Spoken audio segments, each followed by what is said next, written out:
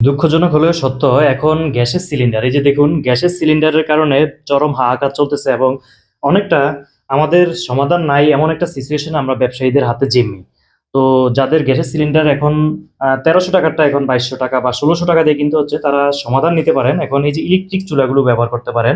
অনেকে এটা ঝামেলা মনে করেন। আসলে এটা যদি আপনি একবার ব্যবহার শুরু করেন আপনার কাছে ইজি মনে হবে। আমার ৮০০ টাকার মতো খরচ হয় মাসে এবং আমার পরিবারে ৪ জন সদস্য রয়েছে, ৩ বেলা রান্না-বান্না। তো আপনি অনায়াসে ধারণা করতে পারেন আপনার মাসে কত যাবে। পাশাপাশি আমি একটা পানির এই যে ইলেকট্রিক দেখতে পাচ্ছেন কেটলি, গরম পানির প্রয়োজনে এটা ব্যবহার করি এবং গ্যাসের সিলিন্ডার এখন একেবারেই ব্যবহার করি না আমি। এবং আমি ৮০০ টাকায় যদি এটা সারতে পারি পুরো রান্নাবান্না, এবং এটা খুব ইজি টু ইউজ এই জিনিসটা। অনেকে ভাবেন যে এটা অনেক ক্রিটিক্যাল কিছু।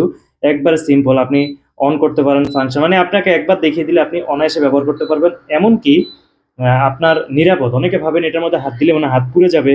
না, এরকম অপশন এই টেকনোলজি এখন আর নেই। এখন অনেক আপডেট করা হয়েছে। আপনি যদি এ বিদ্যুৎ সাশ্রয়ী একটা ইলেকট্রিক এই ডিভাইস কিনে নেন, এটার মাধ্যমে কিন্তু আপনি অনায়াসে আপনার রান্নাবান্নার কাজ সারতে পারবেন এবং ভালোভাবেই সারতে পারবেন। অনেকে ২-৩ টা পাতিল কিনে নিলে, ধরেন এরকম একটা চুলা আপনার আনুমানিক ধরন অনুযায়ী দাম আলাদা, আলাদা আছে। এটার দাম ৩৫০০ থেকে ৪,০০০ এর মধ্যে আপনি ভালো মানের পেয়ে যাবেন।